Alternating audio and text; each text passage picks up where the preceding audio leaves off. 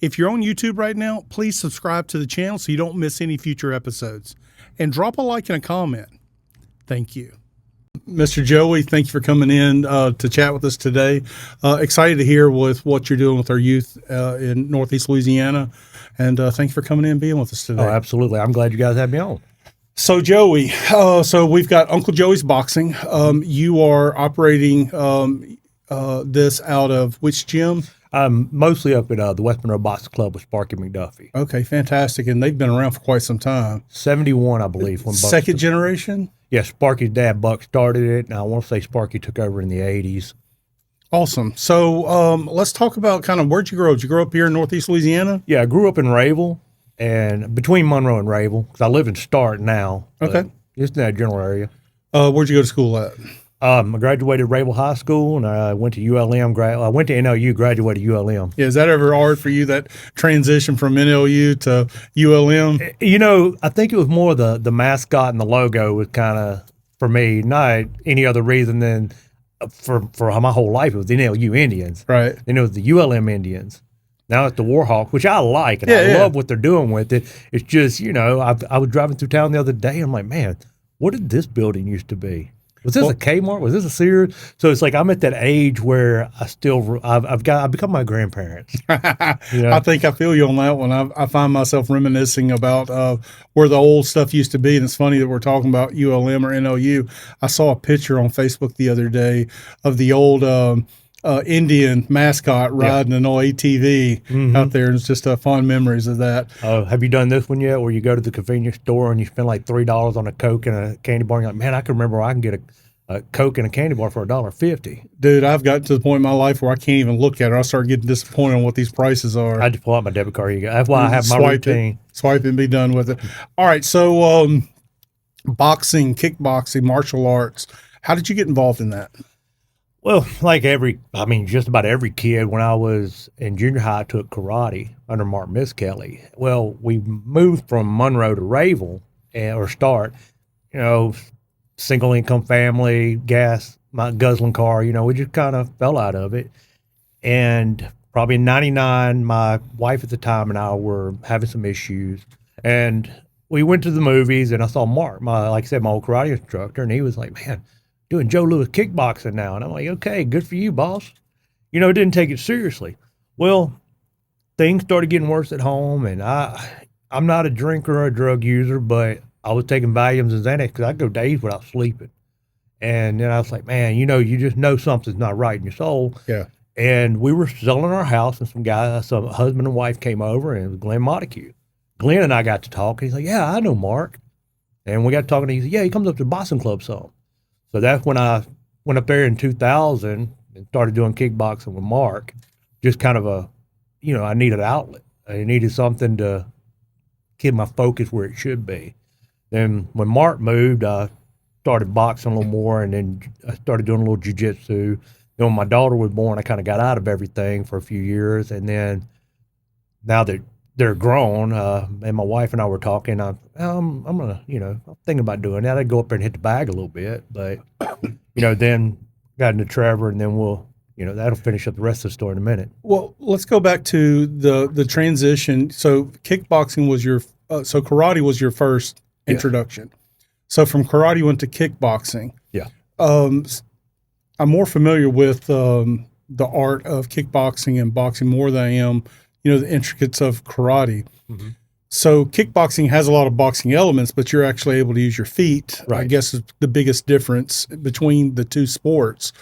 How did you make that transition from kickboxing to where it's like you're using your whole body to in a combat sport to enter in the ring and having the discipline not to use your feet? Well, honestly, when I made the transition, I actually took a pro fight. Guy backed out. I was the day before. I'm like, heck, I'll fight. And they're like, what? Had to be all right. What's the worst that could happen?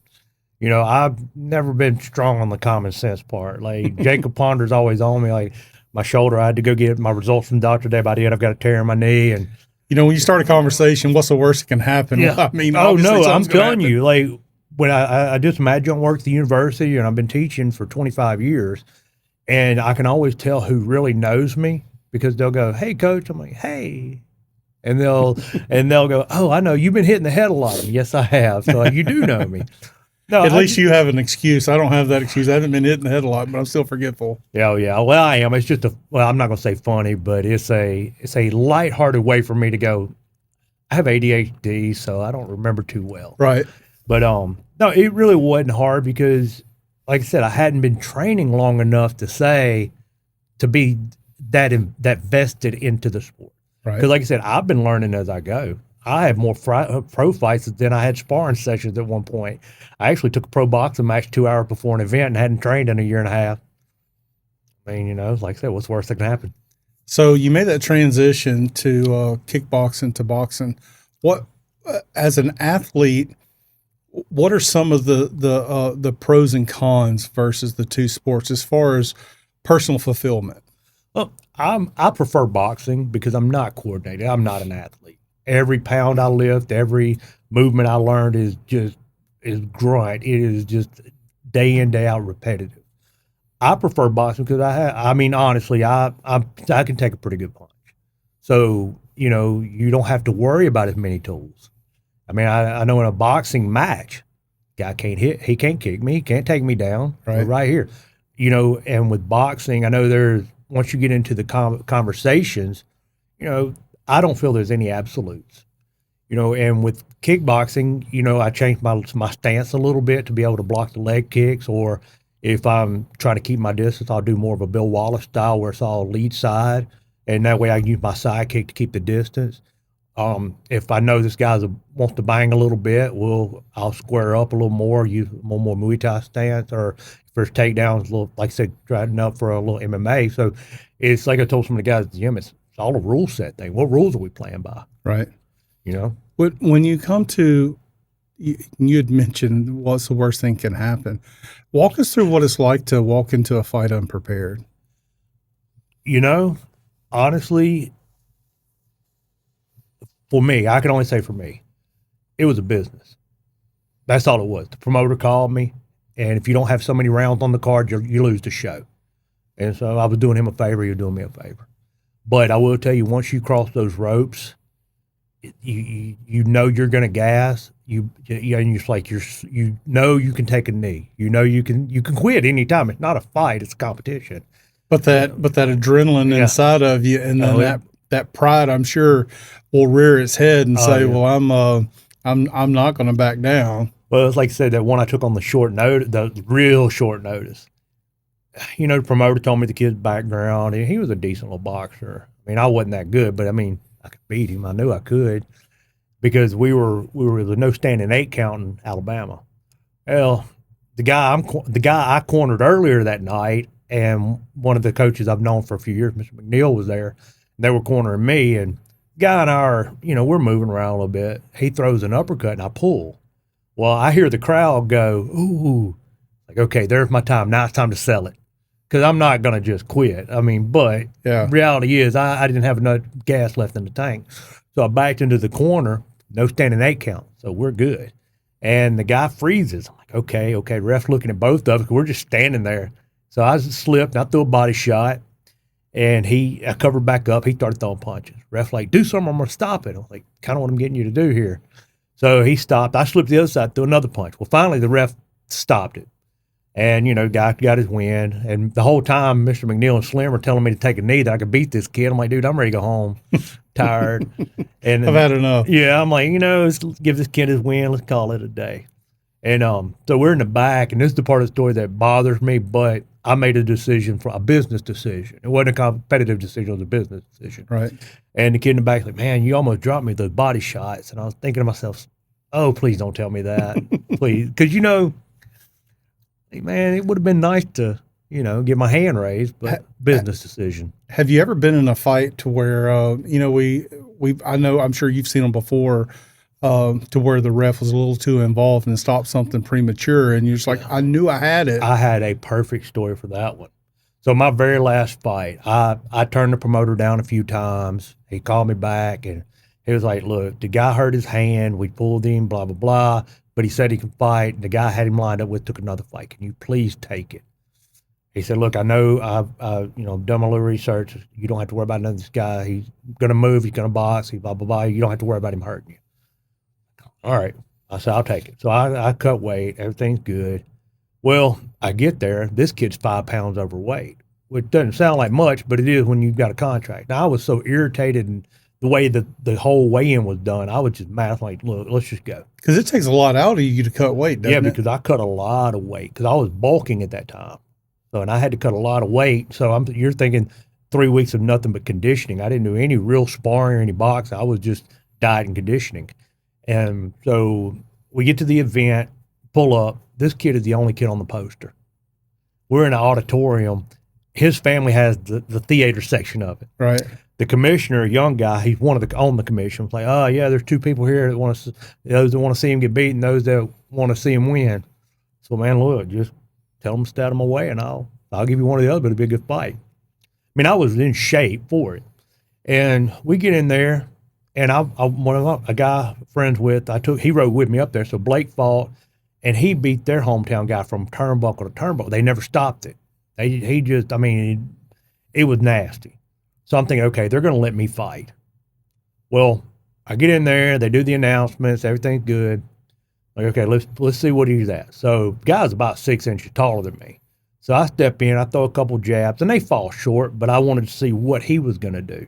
He threw a big looping overhand right, barely grazed me. I said, okay, this is what kind of party we're having. So I back to the center of the ring. I'm letting him throw punches. I'm moving and countering. I start backing towards my corner.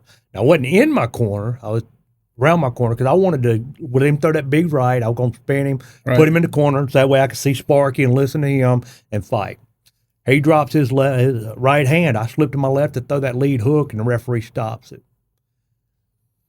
I'm not going to repeat what I said, but I told the referee what I felt about him. I told the doctor what I felt about him. Sparky kind of calmed me down. For Sparky to put his hands on your shoulder and go, "Hey, take a breath. You're okay." I was livid.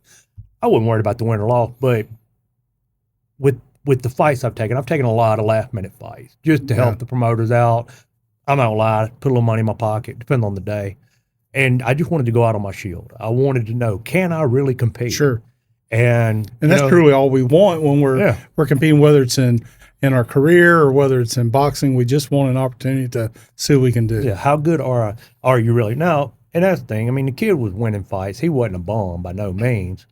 But it was just the fact that I wasn't even hurt. Like, give me a chance. I've already had my nose broken a couple times. I've already, I've done all that. Let me go out on my shield. And they took that from me. And at my age, it's not like I'm not one of those guys that can just get back in shape like Mayweather and these old pros that stay at that level. But, my wife and I had the discussion the other day because the state of Louisiana has done away with all the additional medicals for over 40. Got my federal ID. My blood work stays done. I mean, let me fight. Yeah, I was picking with Blake Lacaze the other day. He got a fight coming up in Shreveport. I said, "Man, look, they can't find you one. I'll do it." I was now picking with him. I reminded him. I said, "Yeah, when he was younger, I dropped him with a body shot. So every time we move around a little bit, I go, please, God, don't let him remember that." Because I really don't. You don't want that punishment coming back. I don't want him back. But he's a good guy, man. He's really turned the corner, too. Bare Knuckle got him focused, and he's in the gym all the time and working. He actually did a few light rounds with me. Well, you talk about that bare knuckle. I grew up watching boxing back in the day when Roy Jones Jr. was in his prime and Mayweather. And there was this, I don't know if he was lightweight, Prince Hassim. Yeah, because he spent 30 minutes walking out to the thing. Yeah, but I mean, at that time when he was winning, he was winning. Yeah. But then, things came crashing down like they do for so many. Well, guys like him, now I don't really remember following the story, but you got guys like him who are flashy. And boy, it's just like with a football team that comes out with a new scheme. Yeah. Once they figure it out, everybody got your number. It's over with at that point. So getting started into the martial arts and then kickboxing and boxing, it wasn't a career for you at that point. No. So let's talk about kind of what did you do? I mean, what's led you to this point? You're in the school system right now. Yes, sir. So tell us a little bit about that. I do adaptive PE. So basically I pull special ed kids or kids with growth motor delays, and I work with them in small groups or one-on-one settings. just to be able to give them the ability to get some exercise in and help develop some of their motor skills a little bit better? Right. No, like some of them, they're on the cusp. So my objective is to get them to where they can function in a regular PE class. How long have you been doing that? Did a few years in Richland. I've been in Monroe City. I've finished 18 years in Monroe City with this. I did a few years in Richland before. Wow. So it's a lot of kids you've been able to impact their life. Yeah. And what are some things that you've learned from that? It's really a tough question because I think it blends into my personality. Because when I worked at Arco, I followed the same thing. I mean, I treat everybody the same. I mean, the world doesn't care about your disability. The world doesn't care about anything, and so I treat them all the same. I talk to them like I do my own kids. I have a real good rapport with the parents. I know which kids I can get on to. I know which kids that I have to coddle a little bit. I know which kids are going to try to milk it for what it's worth. Sure. I've got it pretty much set up where I walk in, I'm like, hey, guys, what are we doing today? But are you able to see the improvements that you're doing with the kids? Well, and, after a point, I'm not so much worried about growth motor. I'm more about social skills and stuff. Because, the fact is, at a certain point, you're only going to gain so much. And that's like Sparky and I used to joke about it. Well, he joked about it. I just listened. After a certain point, you're not going to be a professional boxer. You might get paid to do it, but you're not going to be legit. Your body develops skills at certain ages. And that's why you'll see with middle children or younger children are usually a little more athletic because they have older brothers and sisters they play with. And so with my kids, like the younger ones, we'll do more behavioral issues and make sure they can follow the task. That's the first point. Then we work on little, just simple things like playing games. I don't like structure, not with those kids, because you start structuring it, then they feel like class. Yeah. But if we're just playing games, I'll grab a ball here, catch it, and throw it to me. I'll give them a little direction and follow it, and then with my larger group of my older kids, and there are days where we'll put on Bruno Mars or something like that, and I'll let them dance, and as long as they're staying active, and then, like I said, we'll go into throwing a ball around, hitting balloons, or I'll have some foam pool noodles I'll get, and we'll play sword fighting with those, How do you feel like what you're doing day to day helps them with their overall social skills? I know we all reach limitations physically, whether it's through a disability that we're born with or and even some mental disabilities. But I think that social aspect, a lot of people miss that because we tend to classify kids and put them in a category and say, well, that's all they can do. But I think we miss the opportunity of that mental interaction to where we can not only improve their physical ability, but just being able to interact with other people is huge. Yeah, and that's the thing, like with Arco, I don't remember their exact mission statement, but it's been a while. They wanted to integrate everyone. You need to be able to integrate with your community. And, the kids I work with, they need to learn. If it's your turn, it's not your turn. You need to be polite. Yes or no. I know yes or no, sir, is a me thing, but it's just a matter of following directions, being respectful, and being polite. Because as well as I do, a smile and saying yes or no, sir, being polite, yes, no, please, and thank you goes a long way. Carry you a long ways. Long ways. And believe it or not, which I think a lot of people will agree with this, it's kind of becoming a lost art of even with our youth being able just to make simple eye contact. Yeah. Has become you would think that's just a normal process, but it's becoming a lost art of social interaction. Yeah, no, I'm guilty of it. You're probably guilty of it. Alex is probably guilty of it. It's like, and my biggest pet peeve is when I hold the door for somebody and they don't say thank you, or at least acknowledge it, especially when it's a young man. That gets under my skin. But what bothers me as well is like when somebody's got a cell phone in their hand and they're watching when they walk through the door. It's like, you're not even paying attention to your surroundings. Yeah. And that bothers me much because, I did self-defense for a few years, and don't get me wrong, I play on my phone a lot more than I should, but I'm always, scanning the room and stuff like that.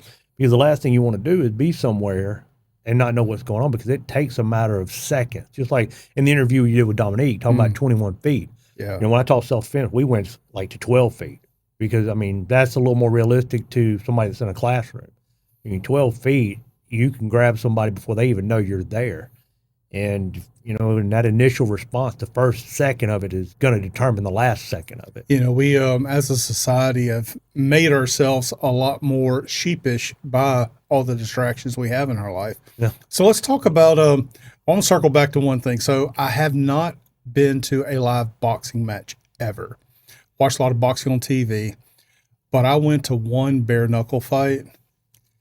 And let me tell you what, the testosterone that was happening in that room. The only fight I knew at the time was Quentin Henry. That we traveled to Mississippi to see. I think it was Mississippi we went to see a fight of his, or maybe in Shreveport.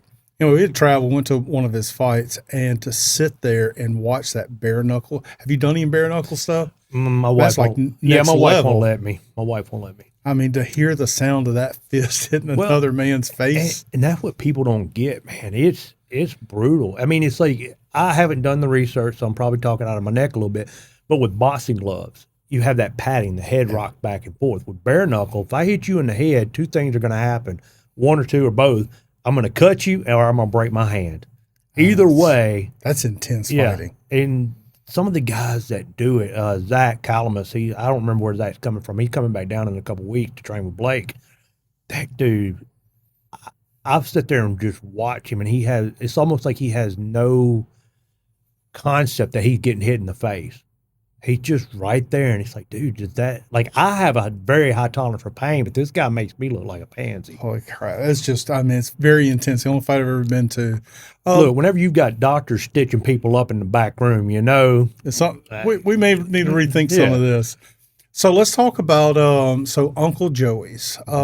Talk to me about the genesis of that, and explain to the group or to the people that are watching or listening to this how you started it, what led you to it, and what it actually is. Okay. Once I started, like, I've always been a student of something. Like, I am not the best football coach. I don't know all the X's and O's. I know people. When I coached freshman defense at Wasserman, I had some kids that they just wanted to hit somebody. So I built my defense around them. I'd let them go. I'd have my safeties in my corners, cheat around. Couldn't get away with that in a varsity game. Not a varsity game. I'm playing by the rule set. Yeah. And I really necessarily wouldn't watch the field because my mic backer, he always knew. He had to call on the field. If any doubt, we're pressing them. Blitz everybody. If you don't know what to do, blitz them. Or if you missed a call, blitz them. And I would always watch the other team's coach. When the coach started getting frustrated, then I would start amping up the blitz, or I would shift the blitz to the weak side. Heck, I'd blitz the strong side. Just depends on what the coach was doing. And so I've always loved this study of the game, the rule set. Now, there are some guys like I use football references a lot, but Belichick knows the rules. It's not his job to enforce the rules; it's his job to play by them. And so I kind of take that methodology with my coaching. And so one day, Trevor Jones and I keep saying Trevor Jones is full name. Everybody knows Trevor, but Trevor and I were talking. We were talking about fighting, and I'm like, man, I'm getting into it. I'm just zoning out talking about it. I couldn't tell you pro fighter from him, other than the average Joe, but I understand the game. And we started talking, man, you ought to start doing boxing lessons. Well, I'm not coaching anymore. Matthew, my son, I quit coaching when he got to junior high. I'm only got to be with him on Friday nights. And, so I was like, you know what? Let me give it a try. So Trevor, a couple of friends, Trevor's friends, Kenny, Lee, and a couple other people started coming. We started working a little bit. My friend Becca brought her son, brought a couple of his friends.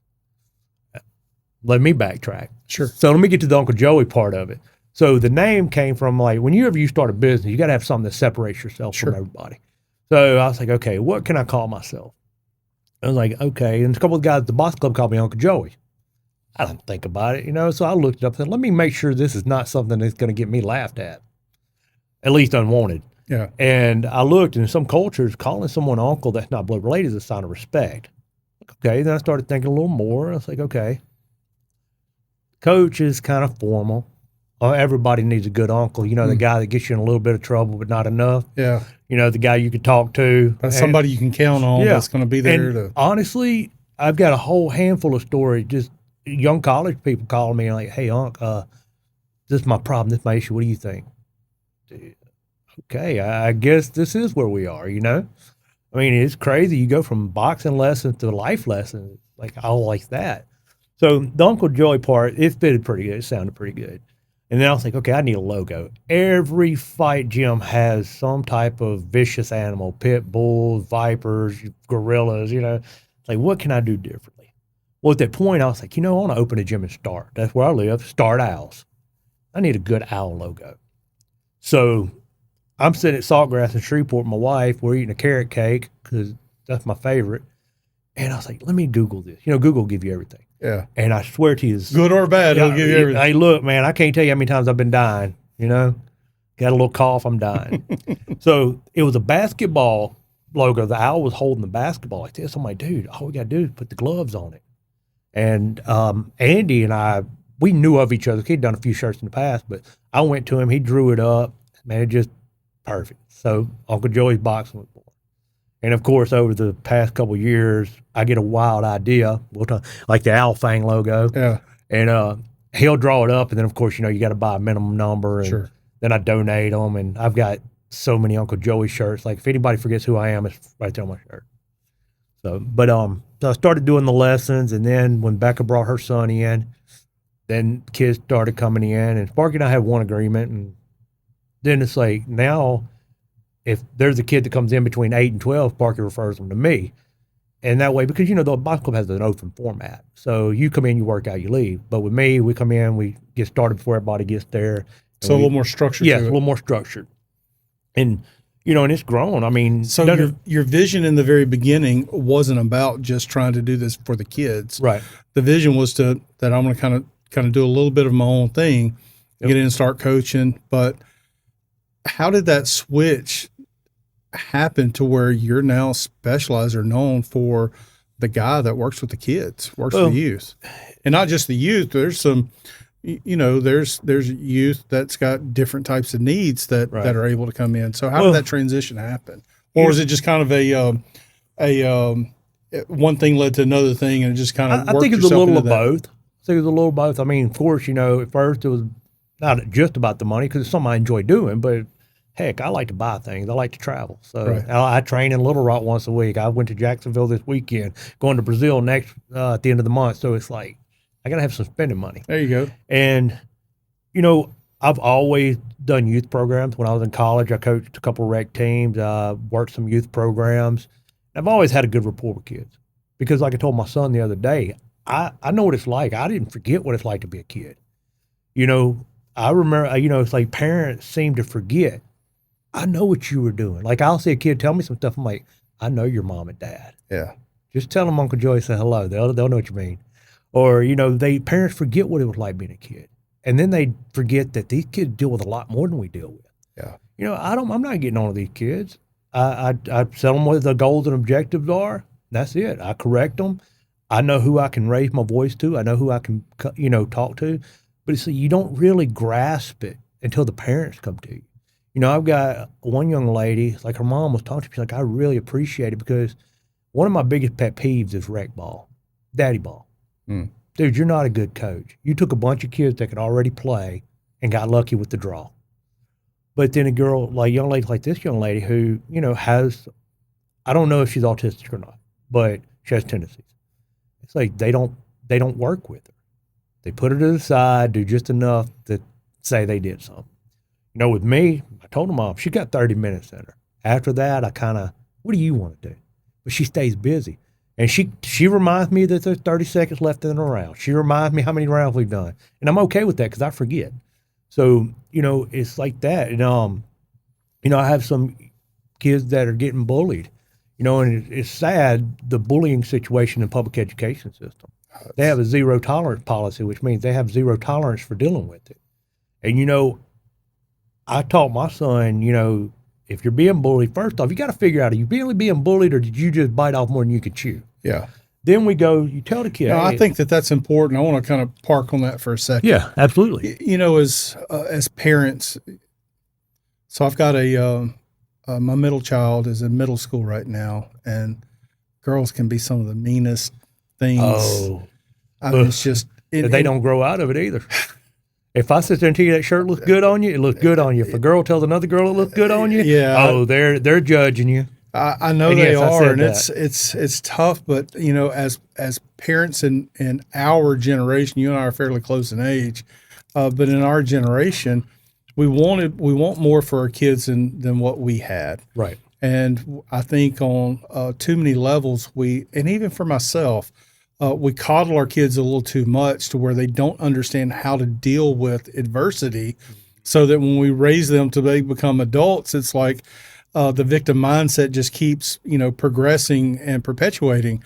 So yeah. I do think that it's important, and I really like that you mentioned that, about your kids. Are you really being bullied, or did you just step into something you shouldn't have stepped into? Right. And I think that there's a distinction, but that bullying, it's real, and these kids have to deal with an awful lot with social media. I mean, on those telephones, that's where most of the bullying happens nowadays. But it's more of a mental bullying.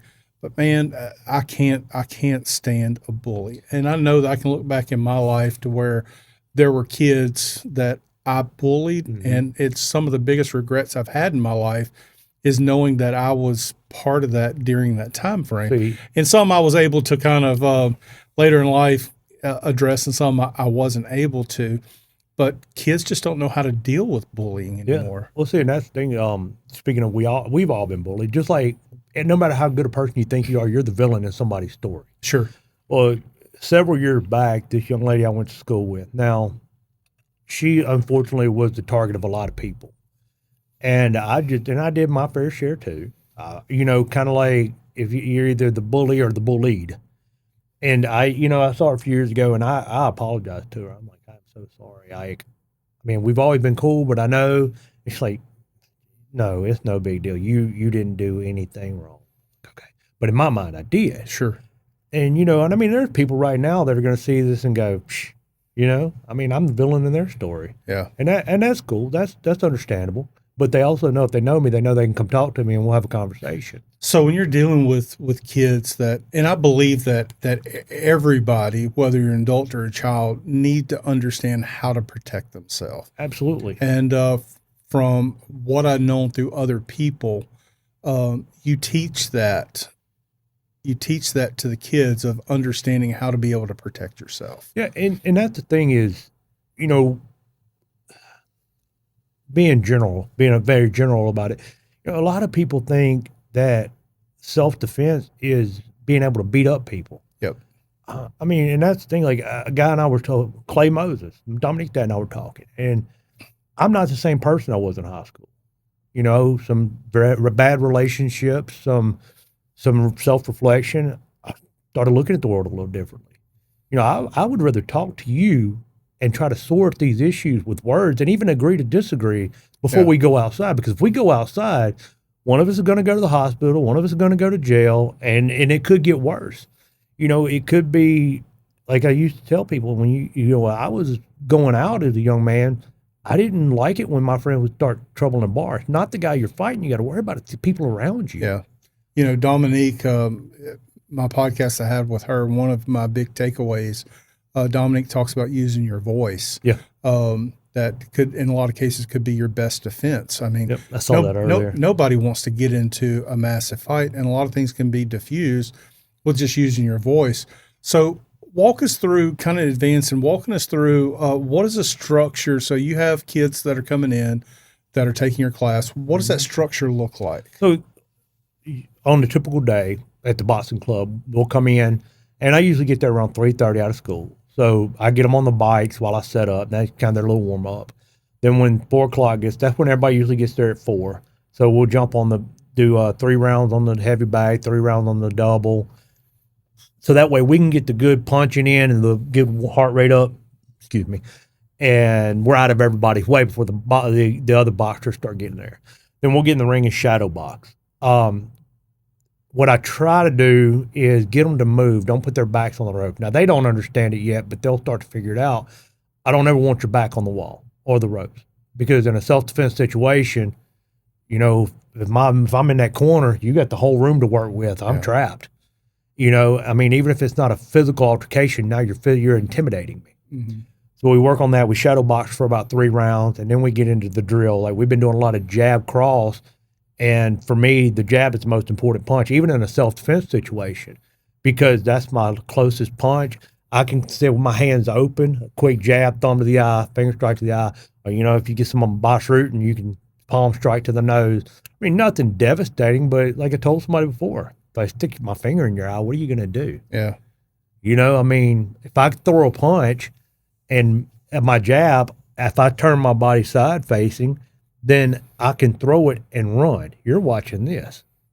So take out. From a workout perspective for the your students, how would you classify this as, what would you say the difference of the type of workout they get with your program is going to be different from many other type of programs, and not non-boxing related? Well, honestly, I think that myself and some of the parents are the difference.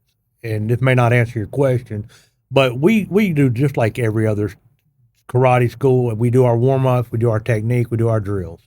But with me, I don't overemphasize a lot of instruction. Hey, fix your feet. They know what to do. If I see a kid's got some low energy, I'm like, hey, man, everything good? How's school?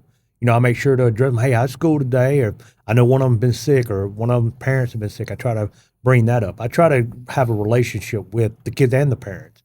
And, you know, so what we do is, and I try to just make it fun when I can, you know, and you got to know which kids you can make fun with and which kind you got to be on more structure.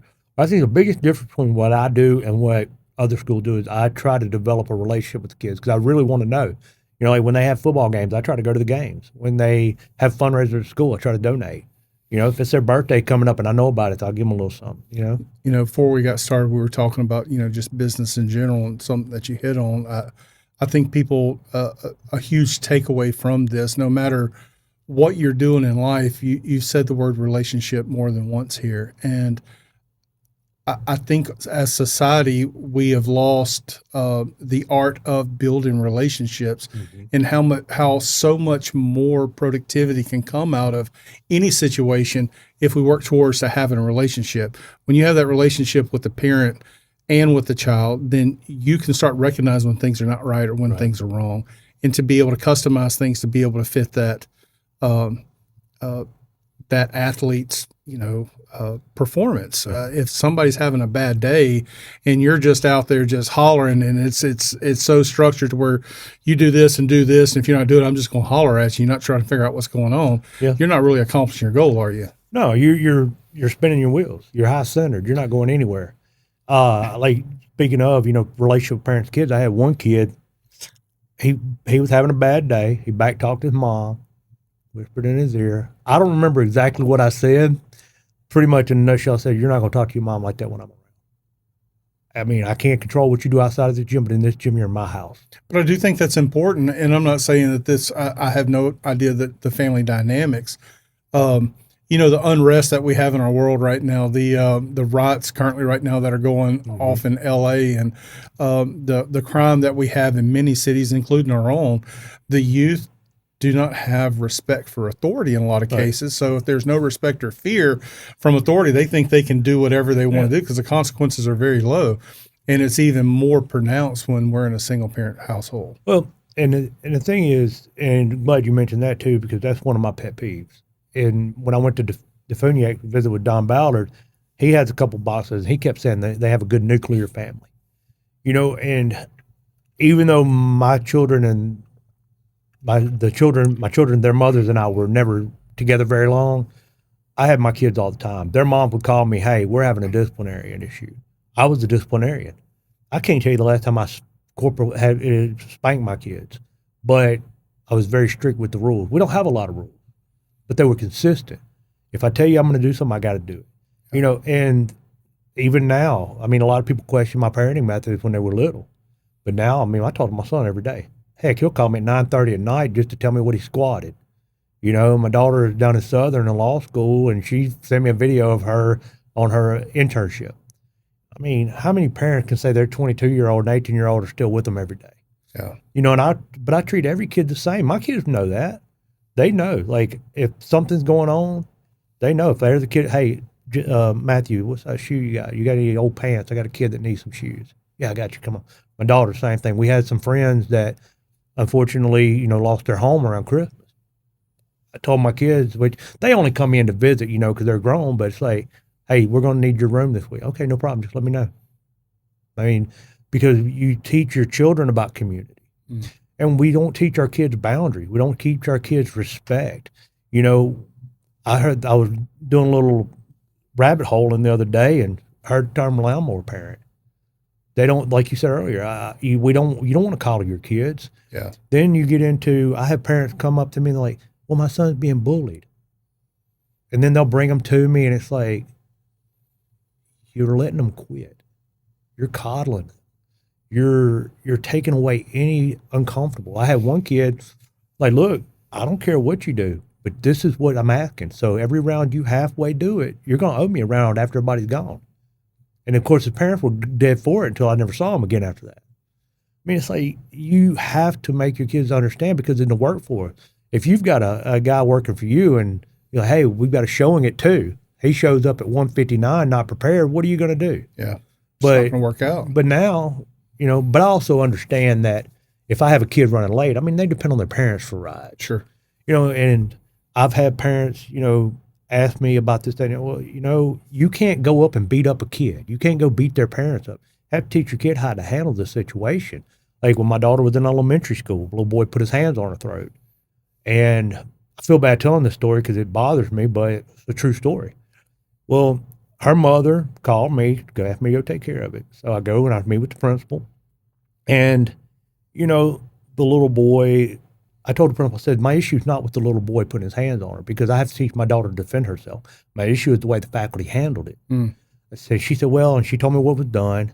Well, about that time, the mom called. I guess there was a snitch in the office. And mom gets on the phone, and I'm polite to her, and you can tell she's upset. And she's like, well, I'm going through a bad divorce, and, my son's in counseling. I'm like, well, that's good. I'm glad he's getting help. I mean, I don't want anybody. Every bully's a bully for a reason. Yeah. But at the same point, then she goes, was there something we can buy her? Wait, why do you want to buy my daughter something? I didn't say, but I'm thinking, why would I teach my daughter it's okay for a boy to put his hands on you if he buys you a pretty good trinket? Yeah. You've got to teach your kids boundaries because that's another thing is with bullying.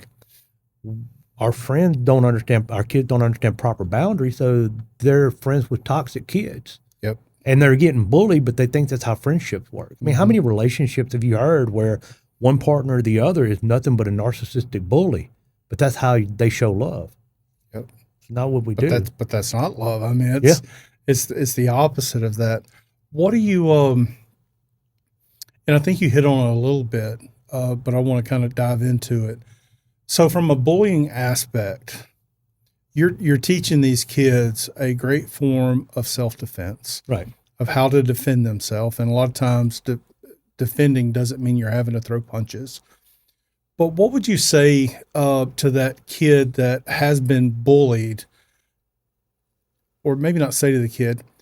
I guess what I'm trying to get at is building the confidence within the kids.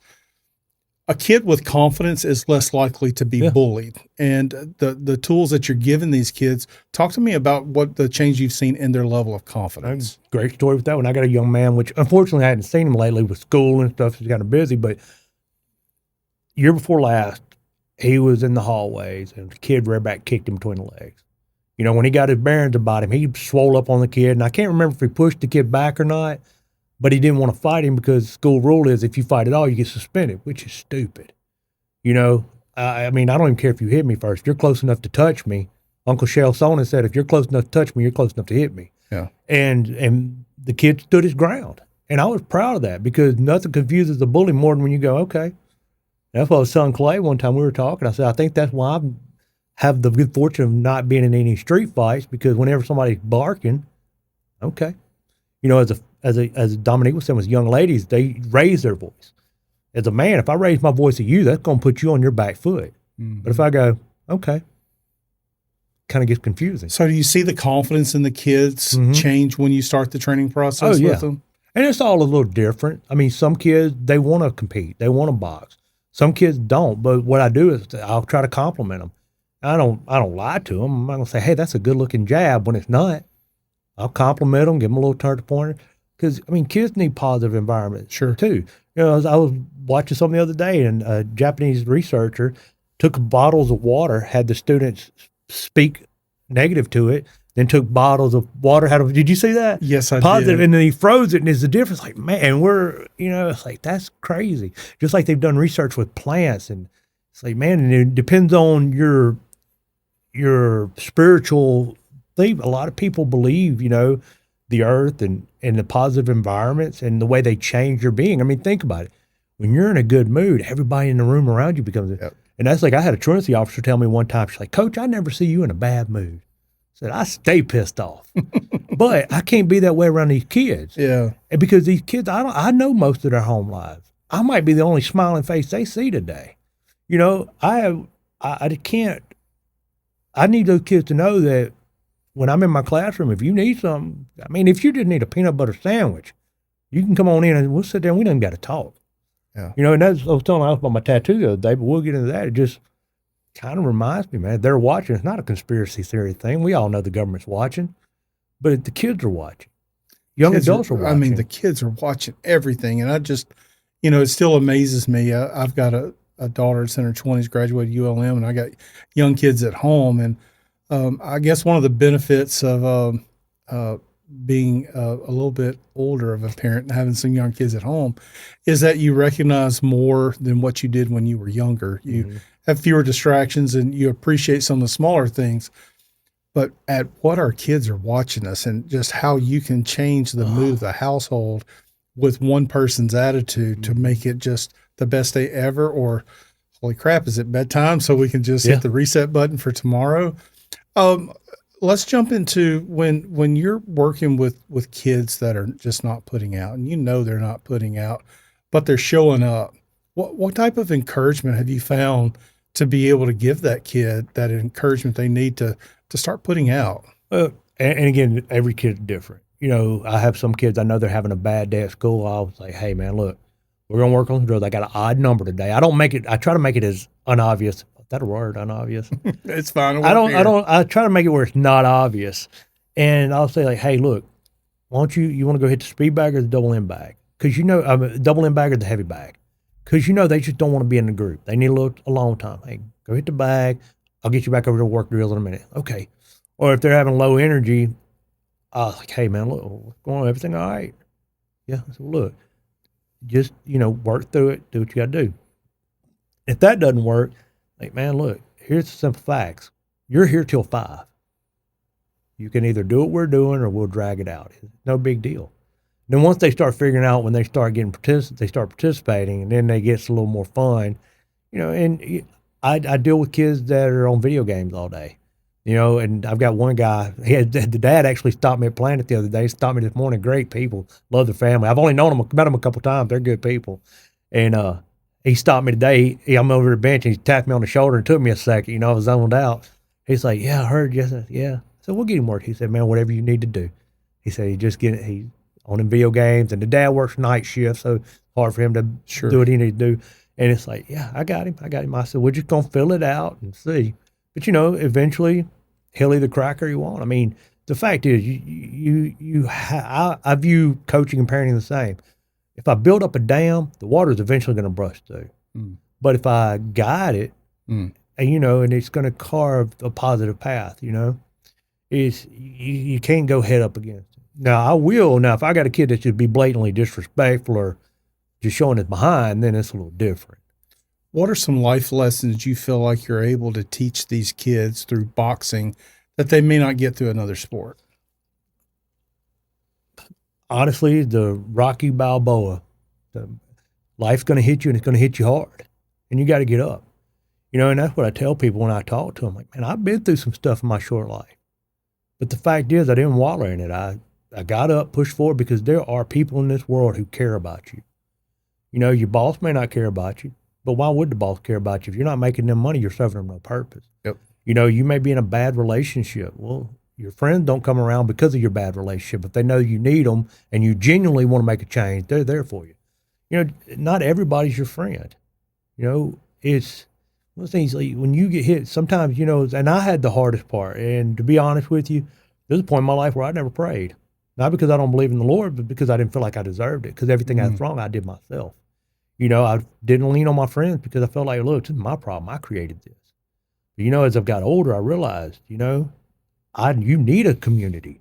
You do. You do. And it blows my mind how much I didn't realize I had. Just in the past few years, the love and support I've gotten is astronomical. I mean, as men, we don't sit there and go, hey, man, we don't make it a habit to go, love you, man, appreciate you. You're doing great work. But you understand, and these kids, they have to understand, like, it's crazy to me. Like, you go to the box club and you'll see on there, you got cops and criminals in there. You got guys from completely different backgrounds and they're friends. At least at the gym, they're friends. Right. And you're building your community here. Not all of it, not all these kids are going to be, but who knows, 5 years from now in college, they got a class together. Hey, they help each other study. There's something there. Seeds we're sowing today, we don't know what they're going to grow into. But if we're not watering them, they're going to wither and die. No, in the Bible it talks about, casting seeds in the thorns and bushes. And, I started thinking about one day I was mowing. You take some weed, some nasty weed that's growing in a nasty ditch, and you put it in some good, clean dirt, what's going to happen to it? It's going to die. You take a beautiful rose that's extremely healthy and plant it in that ditch, it's going to die. Yeah. It doesn't matter the environment sometimes. It's, you can't force something to grow where it's not going to get its nurturing from. And you can't always take these kids out of the environment that they're currently in. Yeah. But if we give them the tools to be able to deal with the environment they're in, right, we're doing our part, I feel like. Well, like I say, I've got a couple young men and I love them to death. And, they're going through some family stuff. I mean, they've got a lot going on, and all I do is I just make sure when they're with me, they're disciplined. And people don't understand. There's a lot of kids with a negative home life where you get onto them, or they perceive you as getting onto them. They get on their back foot. Like, I didn't raise my voice. I wasn't getting on to you. I simply asked you a question. And I think the true understanding, if people understand the true meaning of discipline, it's not a negative thing. It's a discipline is an act of, true discipline is an act of love. It's that we're trying to correct you down this path that's going to benefit you. When we're talking about, the kids coming in and getting their workouts done, how have you helped the parents? How do you try to bring the parents along in their kids' development through this so that we're working together as a team with the kid instead of where I'm just dropping the kid off and, you do you and I'll just pick him up and we'll go. Just like yesterday, I had a strange number, and I had some that were new, some and one of the kids' grandfather was there and he sits through the whole thing, And I was like, asked him if he could watch, and I told him what I was looking for. I said, could you watch him hit the bag for me while I deal with these? So, yeah. So, and I just sent a message out this morning because USA Boxing, we don't really have a whole lot of officials. We don't have a whole lot of referees and judges, and it's all voluntary. So I've reached out to a lot of my parents, and I've asked them, hey, look, would you be willing, if we did a fundraiser, I help pay for it, take your officials exam and help officiate and run these shows when we do them? I have some parents, like young man, he and his dad will work out when they come in. I just try to keep them as involved at whatever level. I've got one kid, he just started, known his dad since elementary school. And we got to talking, and he used to work out at the box club. So he works out. So it's something they can do together. But, as a father and son, sometimes you can't do everything together. You just have to be in the same room. Sure. And so I try to interact with them. I ask parents their opinions, that they know they can talk to me about anything. I've had parents call and ask me questions. Like the mom and dad were just kind of stumped because, as a parent, sometimes you need an outside. So it depends. Because you find a parent that's got life figured out for their kids, please introduce me to them because I could always use some tips. Look, all only tips I can give you is remember what it was like when you were a kid. Yeah. Like I said with my kid, my daughter called me. She's like, Dad, can I go to the beach with my boyfriend? I was like, how old are you? She said 18. I was like, have fun. My son, when he was talking about football, he's like, I don't know what I want to do. I said, son, I really don't care what you do. I just don't want to pay your bills. Yeah. Be happy. And that's the thing is I sacrifice a lot now for all the kids, really, because, I'm 47. I'm not an old man, but I'm not a young man. I've lived a good life. If my little old $20 makes that kid's day, or if, doing something nice for that kid makes a difference, man, they'll remember that. And all I ask is they pay it forward. We have a pair, I was telling Alex about it, we have a pair of red boxing shoes. They've been through 4 kids. One, if you outgrow them or you decide to quit boxing, you give them back and pass them on. And it's just one of those things where it just makes the kid feel like he's in a community. Sure. You know, I mean, that's the thing. I mean, we all go to the gym now. Even if you work out by yourself, like Planet Fitness in the mornings, we all know, we're all there. We know who the regulars are. We know who the regulars aren't. We might not even know each other's name, but we know each other. We speak, and it's nice to go in there. I look forward to seeing some of those cats. You know, or when you go in the evenings, you build a community. It might be an unintentional community, or it might be an intentional community. But, you know, it's like I had a friend of mine, Larry, message me last night to call me a slacker because I haven't been in the gym. I'm like, dude, I've been in Florida. Like, I can't make it. So I got to message him later because he didn't show up this morning. So I got to see where he's at. What would you tell the parents if you could speak directly with parents who think that, or maybe not even know that this is an option for their kids? How would you describe what you do so that people listening could possibly make the decision that, you know, this is something we ought to try out? Well, we're small. We're very hands-on. We have a community. You know, our parents, I don't allow negative talk. My kids build each other up. They don't, like, you know, you'll see a lot of times like football is different. I didn't quit using that as a reference, but you'll see some sports where the kids badmouth each other I'm just trying to build them up. No, we don't do that. You know, I've talked to kids about, like, no, we don't try to hurt each other. Yeah. Accidents happen. Sure. It's a contact sport. But at the same point, I'm not going to intentionally try to hurt you. I'm trying to get you better. And if you're scared, you're not getting better. And so as a parent to a parent, you know, I've worked with kids for 30 years. You know, I've worked with all kinds of kids, you know, and my parents are very, like I said, I guess for me, I keep looping back to my parents, but, you know, you don't really think about how strong your parents are with your kids.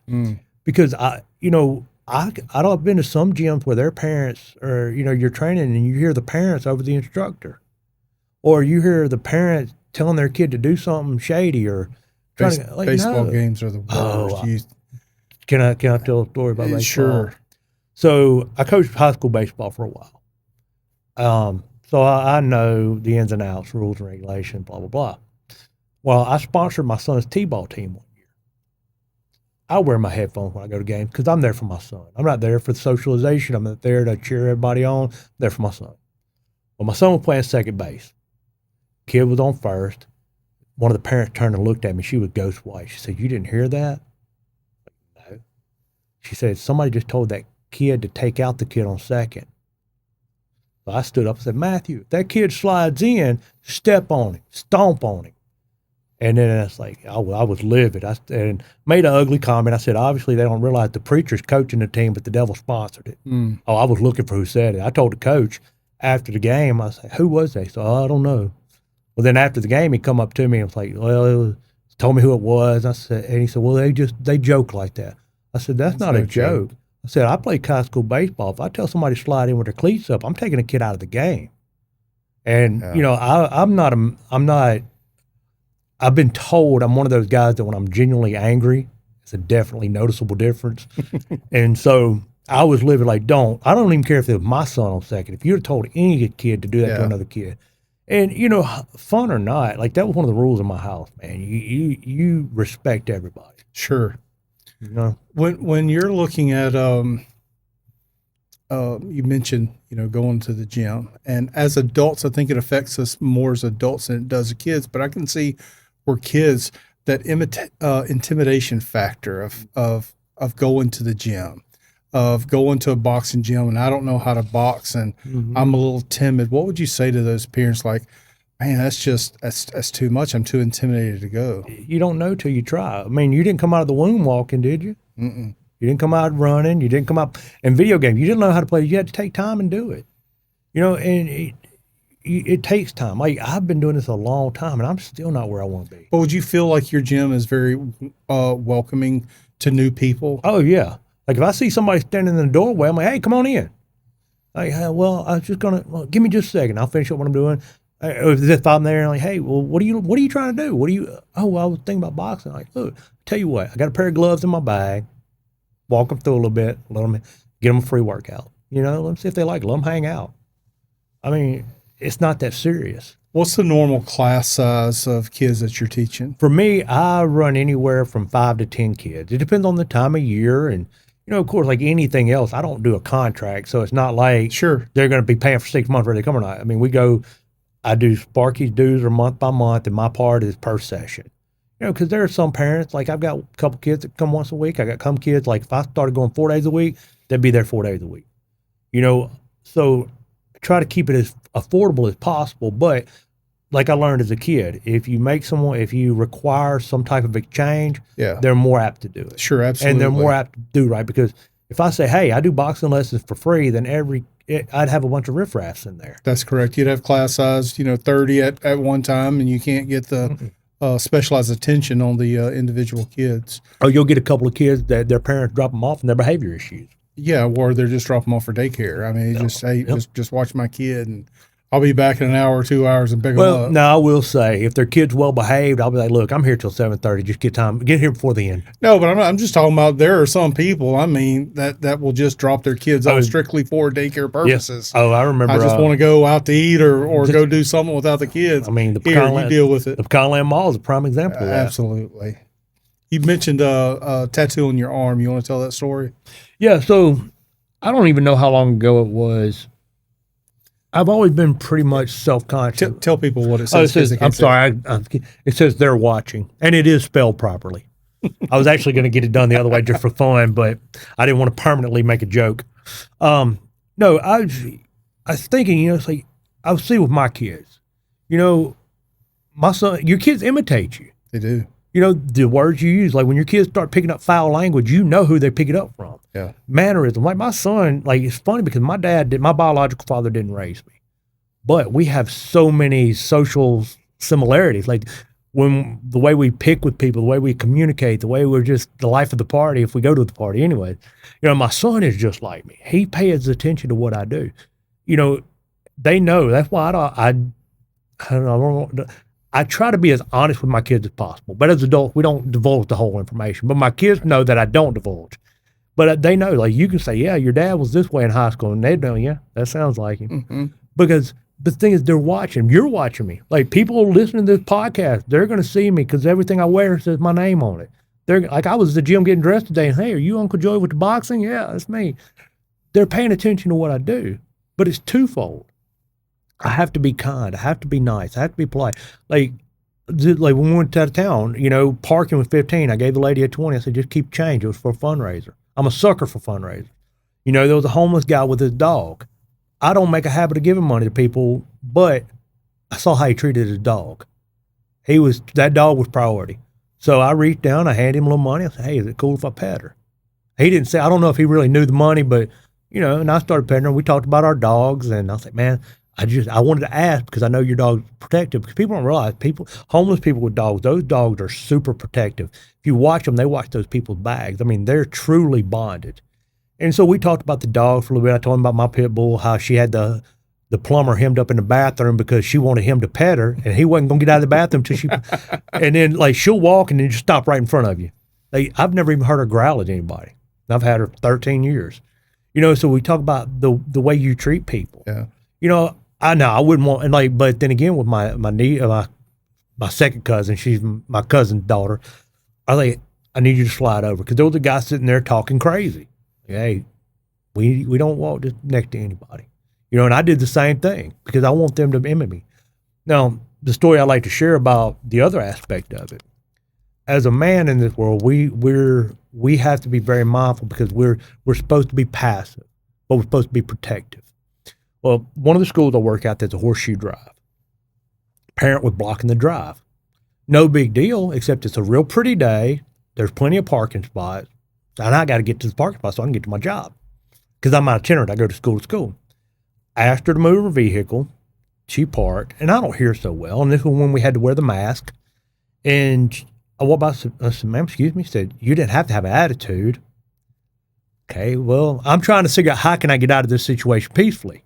So, man, look, I'm sorry if I sounded like I have an attitude. I haven't been feeling well, so I'm sorry if my tone was off. Apologize. She kept talking.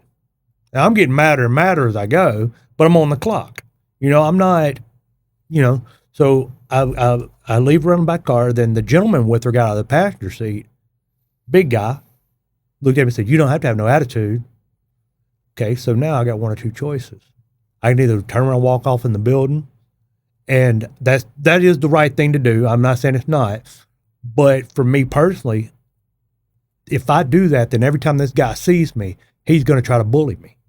Because bullying doesn't stop in high school. I got supervisors in the past that have tried to bully me. You've probably had bosses that try to bully you. You've had coworkers that try to bully you. Bullying doesn't stop, but how you handle it does. That's something we consistently need. So I told him, I said, look, you got an attitude with me first. So as a matter of fact, we can step in front of this camera real quick and everybody can see what's fixing to happen. Well, he politely declined and got back in the car.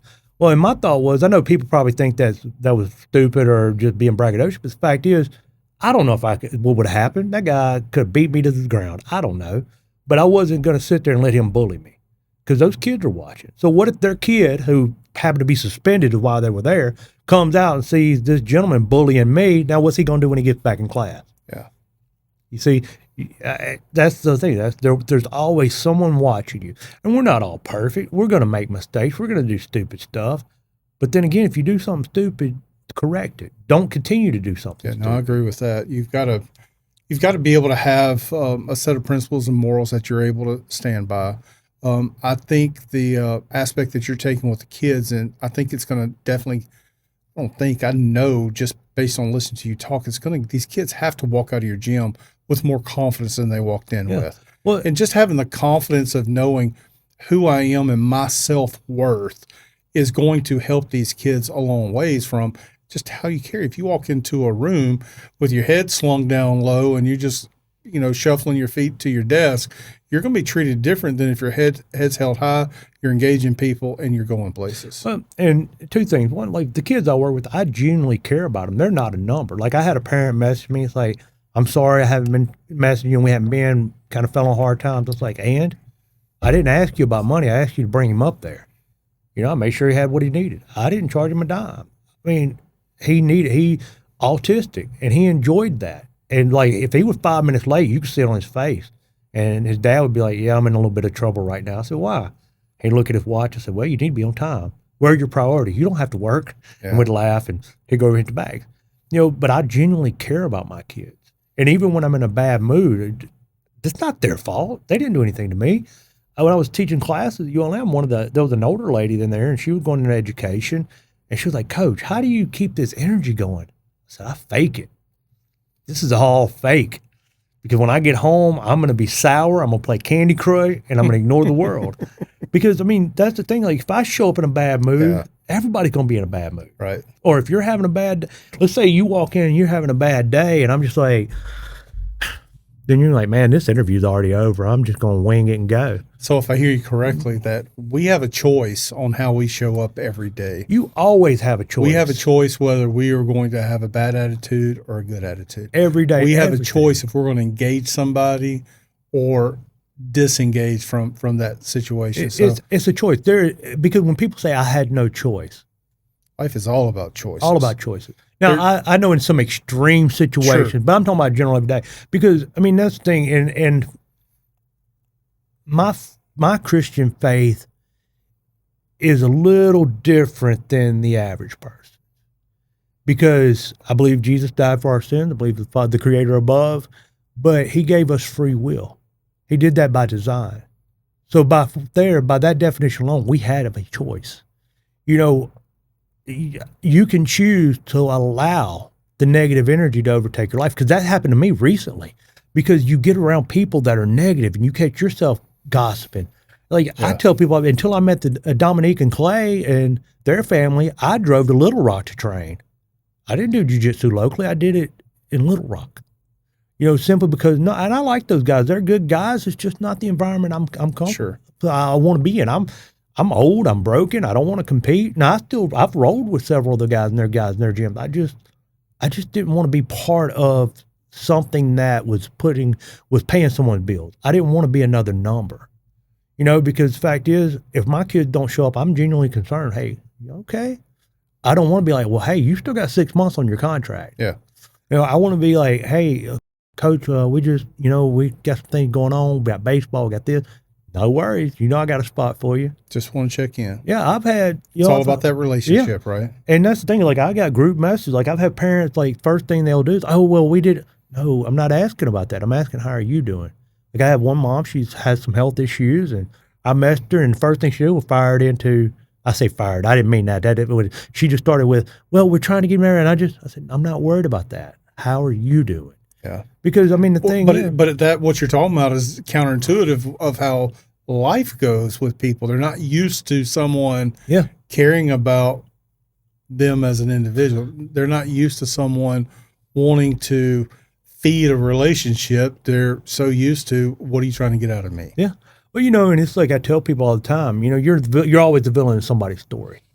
And, you know, I know for a fact that there have been some negative things said about me, and that's great. That's fine. All I want you to do is give me a chance. If I tell you I'm going to do something, I'm going to do it. Because a friend of mine, Randy Street, I've known Randy 20-something years now. And so I was looking for a place to train around home because I don't have my time schedule. I can't afford to pay $150 a month for someplace I may not be able to go. But, you know, they had open mats on Saturday. So I'm like, hey, well, you know, and he even told me later on, he's like, man, I really didn't take you seriously because I didn't think you'd show up. And I was like, yeah, if I tell you I'm going to be somewhere, I'm going to be somewhere. You know, and I told Clay I was out there, and I'm between ADHD and OCD, some days get long for me. So I pull up their gym, and I see there's grass everywhere in the parking lot, in the gravel. I'm like, you want me to come spray some Roundup? And Clay didn't really even know me at this time. You want me to come spray some Roundup? He's like, yeah. And you could tell that like, okay, whatever. Yeah. Next day I was out mowing. I drove from Monroe all the way out to Calhoun just to spray that grass. I mean, if I tell you I'm going to do something, I have to do it. You have to be a man of your word. Now, don't get me wrong. Circumstances dictate sometimes you can't always do what you say you're going to do. But never tell somebody you're going to do something not, because that's the worst thing, like with your kids. Don't tell your kids you're going to do something and not do it. If I tell you we're going to do trust. Something, yeah. Like my kids, when my kids were little, I was on hard times. They didn't realize how hard, but tuna fish is real good when that's all you got. Yeah. You know, I didn't go grocery shopping until the Friday they were coming over. You know, I mean, I had some good friends that would let me crash with them. I drove a big Ford Dodge Ram at the time, 8 miles a gallon. I lived in Rayville. I crashed on their couches until I had my kids. You know, my parents were real good. Like, I was wondering how my son's formula lasted so long. My mom was going to buy it and not telling me. Yeah. You know, and that's when I started realizing, man, we all need help.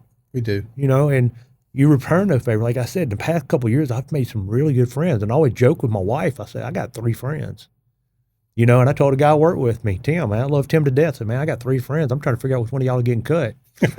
And then, but we went to Defuniak, and Don Ballard and I were eating with his wife, Gigi, and Harmony. We came in from Jackson, so we stopped to visit. Because I stopped on the way down there, and Gigi was mad I didn't bring Harmony, but Harmony had to work, so she flew into Jackson. So that's the running joke with me and Harmony. Is my friends are expensive. Anytime I go to Danny's, he's like, you going to the Bill Wallace conference? I'm like, Danny, we're going to Brazil 2 weeks later.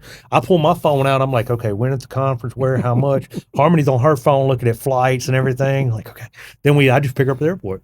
And of course, you know, when we go to the seminar, they push me out of the way to hug her, and I'm just chopped liver over here. But no, let me circle back. But where were we, Brian? I don't know. We kind of went off a little trail. Well, okay, doing what you say you're going to do. Yeah. And no, it's like you do what you say you're going to do, because, like I said, when my kids were little, if they wanted to go to a movie, and I said we could go, we went. But if I couldn't take them because money was tight, I'd tell them, hey, look, money's a little tight right now. But, you know, people would say, well, you don't need to talk to your kids about money. Why not? I don't want them to think I'm being mean. Yeah. I would give my kids the world. Like, I think that it's very important with our kids to let them in on the things that is appropriate to let them in on. Right. But being an active participant in the community matters. Right. Being able to be a person of your word, man or woman, matters. Being able to build effective relationships matters. And when I say it matters in the business you're trying to run, but it also matters within your friends, because sometimes we all need a little extra help. Yeah. And if you're not a person of your word, there's going to be fewer people willing to help you. Yeah. And, you know, we go through, and I lost my train of thought. We've been talking so long.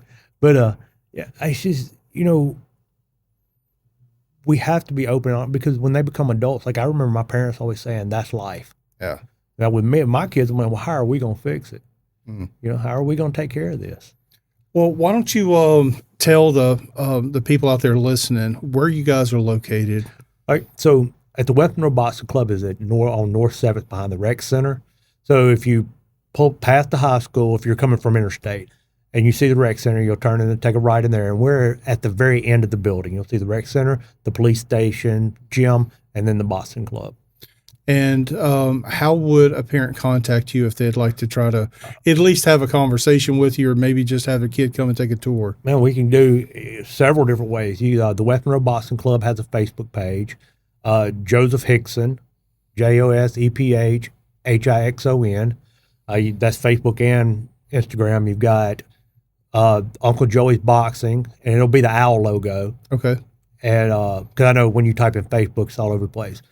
And that's on Facebook and Instagram. My phone number is 318-381-1931. So would it be safe to say that if a parent just wants to come and look and hang out, see if there'd be some place for the kids, they can just come in and meet you guys? Absolutely. I'll even let them work out. That's a rule of mine. I want your kid to come in, work out a day or two before we even talk money.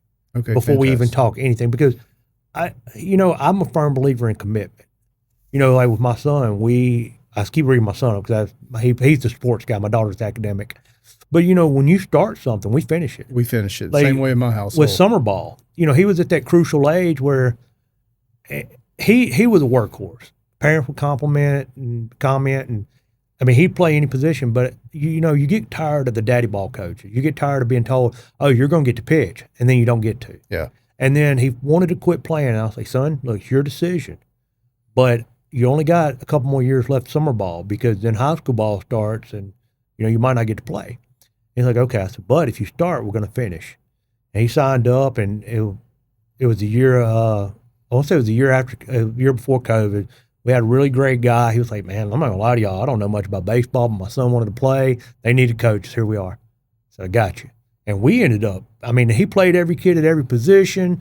The only time we had a parent issue was parent was mad because their son didn't get enough game time. I was like, I have never seen y'all at practice. Yeah. And that's another thing. That's typically the ones that scream the loudest, isn't it? Yep. But we won games. We beat some of the best teams in the league. And then the following year he wanted to play again, which was COVID. I think Matthew ended up playing for 3 different teams. We would just show up and start playing, because they had teams that found kids that quit. Sure. And the thing is, you can't let your kid quit, but you also have to know the difference between they're quitting because they're not invested, and they're quitting because they're genuinely not vested. Let me clarify, because I know that sounds really. If they're just up there just wanting to be somewhere else, doing something else, no, you have an obligation. Yeah. But if they're genuinely miserable because, being in the boxing club, it's 120 degrees, it's hot, it's miserable. I need to talk to Sparky about doing a fundraiser to get some little mini splits put in there, because, business is business. It can get warm. Even like with jiu-jitsu, some people don't like that close quarter contact. That's why I like what Dominique's doing. Like my cousin, she does Gracie jiu-jitsu in Florida, and her first question was, her daughter, and respectfully, even with herself, she's like, when she comes up, I invited them to the gym, and she's like, well, the guys, no, you won't have that problem. Because to the point, like, we are very protective, and like I was rolling with Clay's wife, and I had her in a leg lock, and I didn't have it, but I had the leg, and she tapped, so I'm not letting go. You got to get out of it. And I looked at Clay real quick because I didn't want him to think I was being a jerk, because, you can't have a chip on your shoulder. And Sure. I don't care if the guy is big or smaller, and it's like I was picking with Clay because it seems like I always get stuck with the biggest guy in the room or the kids. And we went to that Bill Wallace conference, that little kid showed up. I'm looking around, I'm like really wanting to work with somebody my age, my size, and I got this 8-year-old. No, that's my lot in life. Yeah. So I coached him up, and Bill walked by and smiled real big. So I'm like, okay, that's all right, as long as Bill's okay with it. There you go. Well, look, Joey, I really appreciate you taking the time to come in here and just share with what you're doing with our youth. I think it's great. And if there's anything we can do to help you down the road. Yeah, absolutely. But there are a couple things, though. Now, I know this podcast might not be out in time, but we have the Louisiana Games. Sparky does the Louisiana Games. They'll be the 21st of June. Now, every year we host the Golden Gloves and the Louisiana Games. So if you guys could keep an eye out for that, we'd love any activity, any sponsor. Because I tell you, there's a lot of people that come to them and then they want to box. Now, sometimes they don't stick around because it's not for everybody. Sure. Dominique messaged me the other day. We're really trying to get some programs going where the community to get some community help with funding some of the kids that maybe not be able to afford lessons, self-defense class, box classes. We want to, and we can't. I mean, honestly, we can't afford to come out of pocket on everything. Sure, I understand. I mean, we'd love to. Believe you me, I've given away more than I've never seen a gym though that has more money than you know what to do with. I mean, you're not, when you own a gym or work at a gym, it's a love. It's not someplace you're going to get rich overnight. Yeah. Well, so I can definitely see where you guys would need some fundraising to help support some of these kids. What our goal is for the 25-26 school year. Well, her goal, I'm not going to take any credit because it's all her. I'm just spitballing with her. But she would like to have, for the 25-26 year, enough fundraising to fund 5 kids at least. That is a minimum. We would love to pack the house. And you met Dominique. We aren't trying to get rich. We're trying to keep the lights on. We're not trying to pay our household bills. Even like I said with Sparky stuff. I mean, if you come sign up a white label, I mean, heck, I'll work a deal out with you at the box club. Now, I can't promise what deal Sparky will work with you, but sure, I will work with you on my part. And Sparky usually, I think really it's great that you guys are trying to leverage one another to grow the sport and to make it more accessible to more kids. Well, I mean, and that's the thing, man. You've got some really great gyms around. You really do. But for me personally, I know a lot of these guys. I don't know them anymore because I'm not gonna lie. If you're not around somebody for enough time, you don't know them anymore. But I do know what we do. Yeah. We're not trying to build a fight team. We're not trying to go to competitions and compete. We're trying to take kids that are like us. I mean, it unnerves me that, I have ADHD, a little OCD. I've got a couple of the little depression, anxiety issues, like most people. And I haven't developed much more past that. But, it's nice to go to a place where you understand. I know these kids. I see it every day when I look in the mirror when I get ready for the gym. I have to keep a structure. If I don't get up at 4 in the morning, go to the gym by 5:30, or if I don't put my phone down by a certain time, I don't sleep. People pick at me like, how do you do that? I said, I'm up anyways. Why not be productive? You got to have structure. You got to have structure. And these kids need structure, but they also need someone that understands. You don't have to sit there and look at a kid and write a 5-page paragraph on how you can relate. I got you. Don't worry about it. Just as long as they know. Because my kids, I've had some parents tell me stuff. And I'm like, do I need to go to school for you? Do you need to put me on the list? I had one kid was getting bullied. I was like, we're talking about that. The parent was a faculty member there. The kid wasn't getting punished. I said, let him off his leash. Let him beat that kid down. Yeah, but schools and things don't operate like they used to. But here's the thing, though. What's a suspension? Really? Would you rather be bullied the rest of the school year or suspended for a few days? Here's the thing, and I know we got to go. But whoever said violence isn't the answer didn't understand the question. Because you and we're all adults. We can have a conversation. We can agree to disagree. But a bully doesn't have the same comprehension. Now, after you fight back, they may leave you alone. They may communicate with you. But until you show that your backbone's a little thicker than theirs, they're still going to keep pecking at you. And I disagree. And I understand they probably do it for legal reasons. Yeah. But our school system have a zero tolerance for fighting. I don't think a zero tolerance is always the right answer. And I'm not advocating for fighting, but for a kid that is defending themselves, I don't think they should receive the same punishment or any punishment for that. Well, see, and that's the thing. But that's just opinion of Brian. I know that people in life see it differently. Yeah. Well, here's the way I look at it. And the reality of it is, if I let you get within striking, Alex is a big old guy. If he puts his hands on me, he's going to crush me like a tomato can. I'm going to let him get that close. If I say, well, if they throw the first punch, I've been fighting for years. How many fights have you seen the guy that throws the first punch ends up with that other guy knocked out? Yeah, I mean, this is not a movie. Have you ever boxed, Brian? I have not. Okay, so let's say you and I have an altercation, and you rear back, and I turn my head, and you catch me right on the end of the nose. Immediately, my eyes water, my nose bleeds. I have that quick second of, oh, crap. You done landed 3 more punches on me. Mm. So, no. If you can hit me, it is. If you tell me you're going to hit me, and that's what's funny to me, and I'm going to wrap it up after this. If you sit there and we're having an altercation, you said, and you reach for, you're reaching for a gun, is the rule, well, he got to shoot you first before you can shoot him back. It's crazy. No. So why would I let you hit me? Because if you've got bad intentions, if you hit me first, then I may be in the hospital by myself.